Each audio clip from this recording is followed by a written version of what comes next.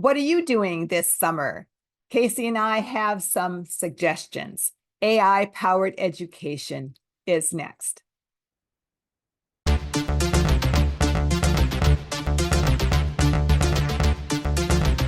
Well, Casey and I are here. The school year is wrapping up, and we're getting excited for some maybe some unstructured time that we might have. And of course, when there's some unstructured time or some moments, we want to constantly keep improving and being the best that we can be. And so we're thinking about how are we going to play with AI this summer?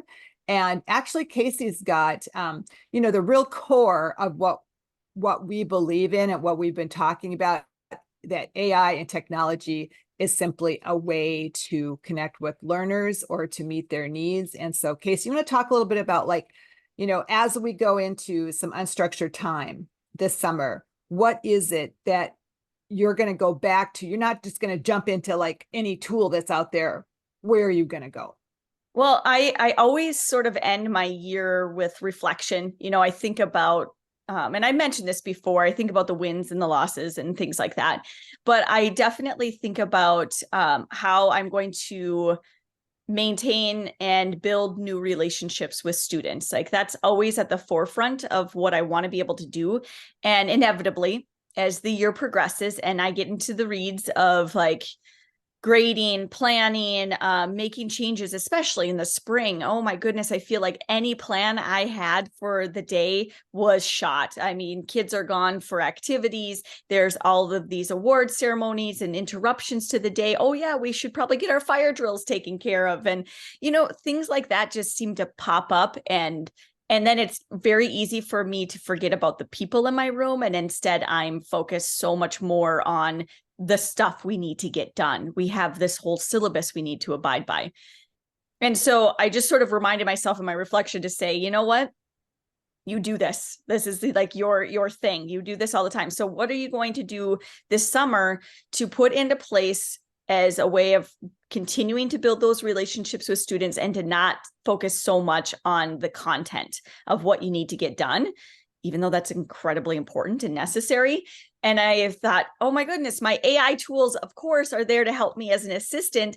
I need to remember that I have them, that those tools are there to help me provide the feedback necessary to students, to create the lesson plans that are unique and special, to, differentiate my plans and everything for my students, so that I can still sit in the room and have a conversation with them. And that's the relationship that I want.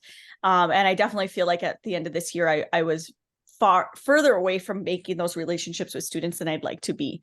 So that comes to, what am I going to play with this summer? I'm going to play with the tools that will help me be the best, administrator in the room and taking care of the paperwork and to do due diligence that way, so that I ensure, but then also create some extra maybe plans that when I know things get a little hectic in my classroom, what can I go to that's going to ensure that we get this stuff done, but I also am still a human there and not the monster behind the screen just trying to get my work done. I know, like, there are so many tools available and it's very overwhelming, and I don't necessarily want us to promote one thing in particular. So Sandra, where do you go now to try to find resources? And I guess it's maybe a place that we probably have always gone to, but we forget about really easily. Yeah, right. Well, again, just like you have your focus on making those connections, mine is really that focus on meeting it. And then it's very similar, actually, but it's like meeting the needs of the learners. Like, what are the needs they have? And really looking at maybe a little more universal design, or, like you said, differentiation, and just really thinking like whose voices are not being, whose needs are not being met. How can I make sure that I'm doing that for all of them? And what I think is, like you said, not to really promote anything. And we'll talk about a couple, some things, of course, that we'll promote probably, but overall, like, is this idea that to really personalize and to you can build that in chat. I mean, if you really think about if maybe your term is differentiation, or if it's universal design, whatever, you can build that into your chat prompts. And sometimes when we go to some of these tools that you pay for, sometimes that may not be built in there. That diversity, that all voices are heard, that empathy is in there. But with chat or a similar tool, you can build that in. And one of those places, so again, if we don't want to talk necessarily and promote specific tools that we do tend to lean on a little bit, I really believe that we need to go more open source. We need to be taking a look at like there's the open educational resources that have been out there, Merlot, that is out there. Again, we're a place where you can exchange ideas, you can give, and they're free.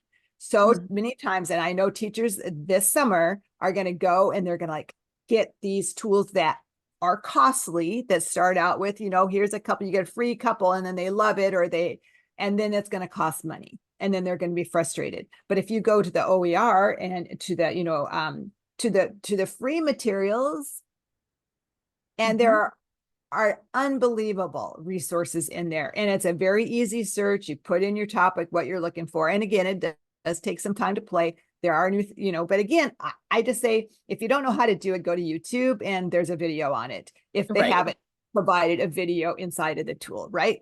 So that's one of my places. A suggestion is to play with the open resources that are available, and stop thinking we have to do the ones that are getting the most play, or that kind of thing. How about you, Casey? Well, I'm also thinking about, seeing where teachers are at with it too. I know where I personally am. I need to also acknowledge, I have staff members and colleagues who are at different levels, and some of the things that I've been hearing as of late, and not even just in education, but in my daily interactions with people, it's this mistrust of everything.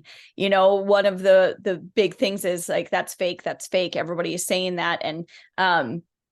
And I almost feel like people are jaded, they hear anything AI and they scoff, they turn their heads and like, oh, they're just so skeptical, because they do feel like none of it is real then. If something is generated by artificial intelligence, it lacks all authenticity, and there's no way we can trust that. And I need to do a little bit more work on my end to have conversations with people and better prepare educators specifically for how to handle the situations where they're so skeptical, and especially where, students are going to be using AI. We just have to accept that, but we also need to acknowledge that students are not all using it. Not everyone is. They need to still learn how to use it to be successful parts of, our society. But then also, it's about us teaching them how to use it. And I know that's an area of weakness for me, is showing them behind the scenes a little bit more of, I tell them I'm using it, but do I necessarily show them how I'm using it? Right. And yeah, go ahead. One of the things that I think too is that people often say, and I just think I've learned more just by watching you as well, is that what we put into our search, into our prompt, is only going to be as good. I mean, what we get back is only what we put in. The greater the information that we put in, the greater that will come back to us. And teachers, I think, have not really developed the muscle for reflecting on their practice. Right. Yeah. So if we're not really pausing and reflecting ourselves, then we can't create the really great prompt or the structure to get the great output. So if we're having a missing link somewhere, it's going to show up as a reflection tool right back to us. And the other thing that I want to mention is that you talked about is that trust. It goes back to, again, us as chorus teachers. If we don't develop that trust with our learners, like maybe it's not, it's maybe we need to play and figure out how do we do those trust building things again, so that we're all in this together when they walk into my room. And then maybe there are some tools that can take some of that administrative and give some creativity and some fun too. Right. Absolutely. So we have a lot to play with this summer. We do. Like, We do. so whether And it's, go ahead. I'm excited to do this work. I think this is probably one of the things that I'll look back on and in my time in education and say, gosh, remember when AI was newish? Remember when we were just learning the impact it had? And I'm so glad that we're having these conversations, that we're taking the time to share what we think and what we have been learning about.